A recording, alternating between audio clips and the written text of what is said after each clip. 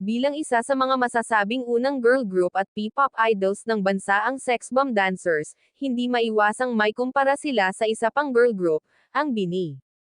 Sa pagbisita ni na Ira Bermudez at Aifa Medina sa Fast Talk with Boy Abunda nitong Huwebes ika-27 ng Nobyembre, ipinaalam sa kanila ni King of Talk Boy Abunda kung papaanong maraming fans ang nagkukumpare sa kanilang grupo sa tinaguriang Nation's Girl Group.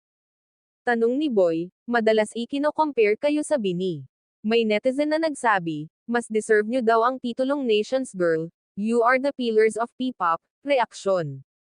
Tugon ni Ira, siguro nung time namin, deserve namin, pero time ng BINI ngayon, we have to respect that. Ayon pa kay Ira, lahat naman ay may timing sa buhay at ang sa kanila ay natapos na. Ngayon, bilang representante ng bansa, dapat umano maging proud ang bawat isa sa achievements na narating ng BINI. Dagdag pa ni Aifa, yes, bigay na natin sa kanila yon. Nilinaw din ni Aifa na hindi naman sila nakikipagkompetensya sa ibang grupo. Ngayong ika-4 ng Disyembre, ay magkakaroon ng reunion concert ang Sex Bomb Dancers sa Araneta Coliseum, Quezon City na pinamagatang Get Get Out. The Sex Bomb Concert. Magkakaroon din sila ng ikalawang concert sa ika-9 ng Disyembre, na gaganapin naman sa MOA Arena sa Pasay City.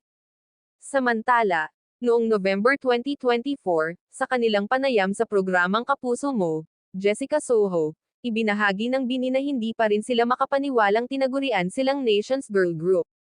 Ayon kay Stacy, nakakilig siya kung papakinggan, pero hindi po talaga namin siya in-expect kahit ngayon hindi pa rin siya nagsisink in na Nation's Girl Group kami kasi dati-rati nagta-tricycle lang kami.